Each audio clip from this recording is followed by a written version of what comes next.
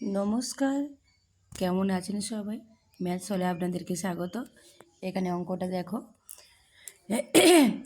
একাশ একে 8-এর বর্গের বর্গমূলের বর্গ কত? এখানে দেখো বর্গের বর্গমূল আগে ভালো করে জানতে হবে। বর্গের বর্গমূলের মূলের বর্গ ভালো করে অঙ্কটা পড়লে তুমি ধাপে ধাপে পরপর করতে পারবে। তাহলে 8-এর বর্গ প্রথমে বার করতে হবে। তাহলে কি √8, এইটা হচ্ছে বর্গের বর্গমূল এলো। এবার আছে বর্গমূলের বর্গ। তাহলে বর্গমূলের বর্গ করলে করতে হবে, তখন দিতে হবে দ্বিতীয় বন্ধনী,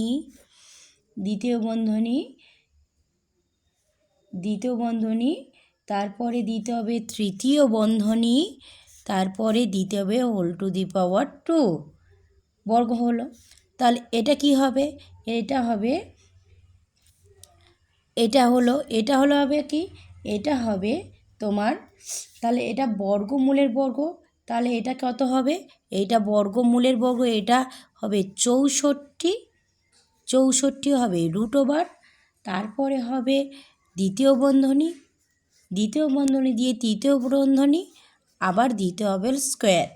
তারপরে হবে কত বর্গ, কত 8, 8 8 64, 8 8 64 হবে কত √2। তাহলে কত হবে? হলো 64। তাহলে বুঝতে পেরেছ? তাহলে 8-এর বর্গের বর্গমূলের বর্গ। তাহলে 8-এর বর্গ √8 হচ্ছে √2। তাহলে বর্গের এটা হলো বর্গমূল। তাহলে বর্গমূলের আবার বর্গ হচ্ছে তৃতীয় বন্ধনী দিয়ে √2। তাহলে আমার কি করতে হবে? এই সব অঙ্কের ক্ষেত্রে কি করতে হবে? যতটুকু বলবে ততটুকু করে তুলতে হবে। তাহলে বুঝতে পেরেছ অঙ্কটা সবাই?